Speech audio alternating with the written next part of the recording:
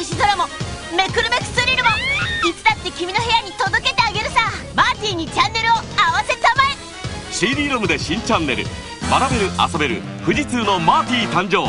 富士通。Hey everybody, and welcome back to Season 3, Episode 1 of Video Game Esoterica. On this season, we're going to be taking a look at the FM Towns Marty.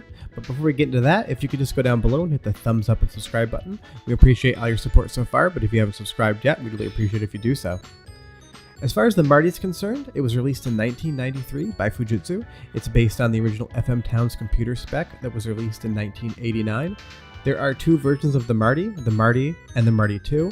A lot of people seem to think that the second revision of the Marty has a higher spec, a 486 processor, but in actuality it is the exact internal spec and board design. The only difference is that it has a gray shell, which I actually think looks better than the original Marty, and it was sold at a reduced price compared to the original Marty. But as far as hardware is concerned, it is identical.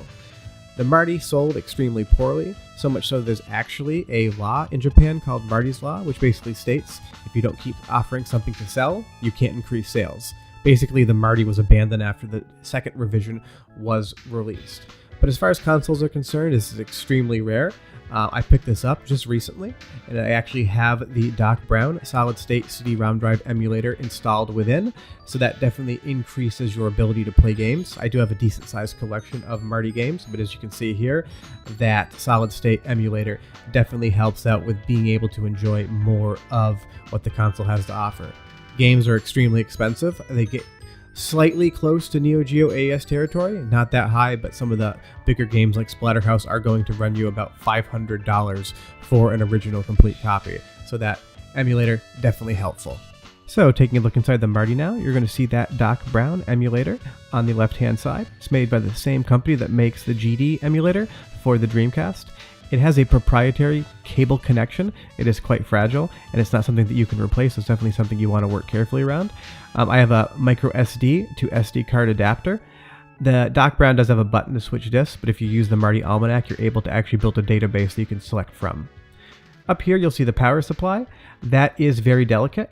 All my caps are original, but as far as where the Marty will fail, that is one of the places that it's most known to fail at.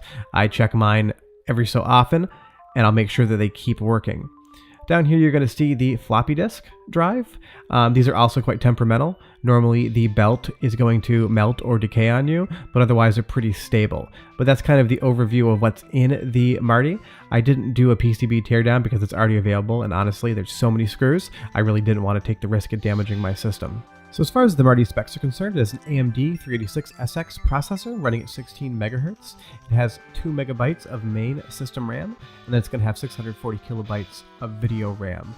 As far as the audio portion is concerned, you're working with the Yamaha YM2612, and that is going to be the same audio chip that was installed in the Sega Genesis and Mega Drive. And you have a Ricoh RF5C68, and that chip appeared in both the System 18 and System 32 arcade boards from Sega. And then you basically have your general Redbook audio, one-channel PCM, and that's going to be the same sort of streaming audio that you would get on any CD-based system such as the PlayStation, Sega CD, Saturn, etc., etc.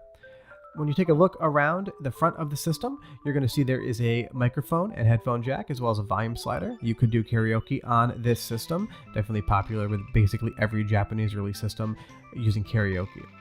You have a pad and a mouse input. The mouse can function as pad 2, but for games that do require the mouse, you have that there. Basic reset button.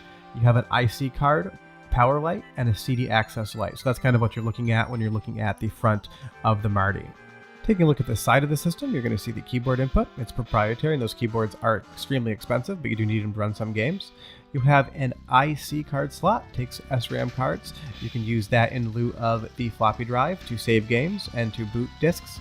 Power button's funny, looks like it would actually go down, but you just push it in and out. There's just a little extra plastic recess there. And then you have the 3.5-inch floppy drive. You use those to save games, and some games actually do require them to boot. Hopefully your drive works, or else you're going to have some games that you just can't play.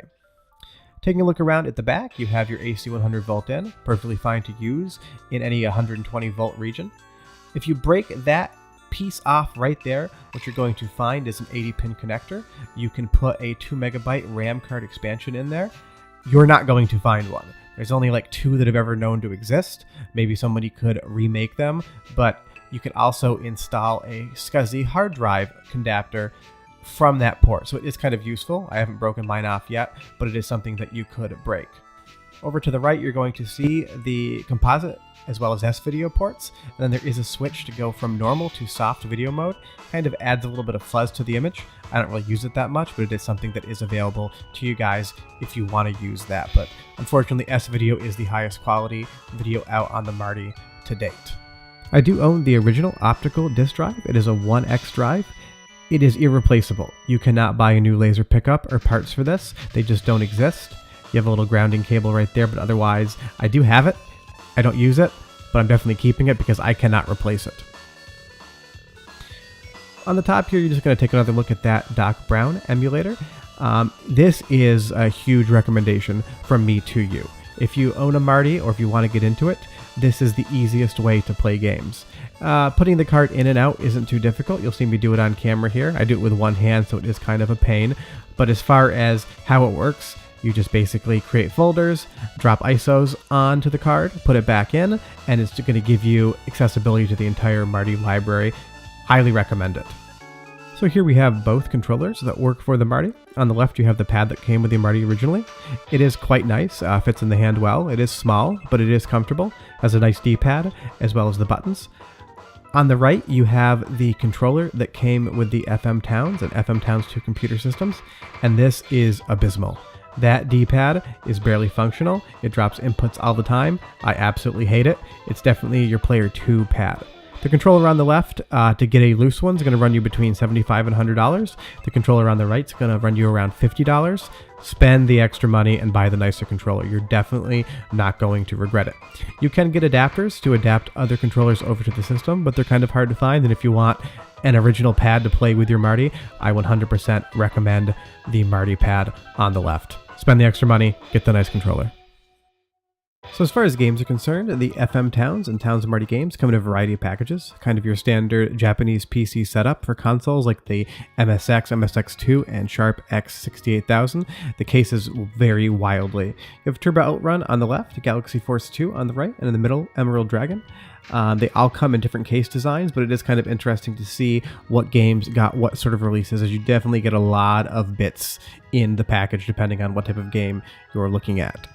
The most shocking thing to me is just how big some of the cases can be. I always thought that Neo Geo AES cases were kind of the largest case format of any platform, but the FM Towns is massive in comparison.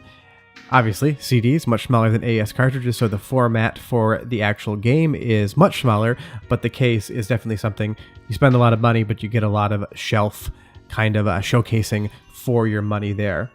Additionally, you do have some releases that come in jewel cases only. Raiden Densetsu and Pulirula, always hard to say, those don't have the big cases with them. I purchased them. Unfortunately, they just didn't come with those cases, but Afterburner is a jewel case only release. Taking a look inside those larger releases, you do see that some of them don't have backs to them or fronts to them. There is no manual for Galaxy Force 2 and Turbo Outrun. It does have a back to the jewel case, but the manuals are both those larger size formats. So that's kind of the standard format for those big box budget releases. Those two releases are going to be a little less expensive new than Emerald Dragon would be. But taking a look inside the Emerald Dragon case, right here you're going to see a lot of what comes with a game for the Marty or for the FM Towns. You have a massive manual, you have the boot floppy disk, you have a large map, and then you have the full game release as well. The floppy is required to boot the game. It's not going to work without it, so that's why you do need to have a working floppy drive on your Marty if you do want to play some of these games, because without that boot disk, you are going to be unable to play the game. But you get a ton for your money with an FM Towns release for sure. But there you have it. An overview of the FM Towns Marty and some of the games from my collection.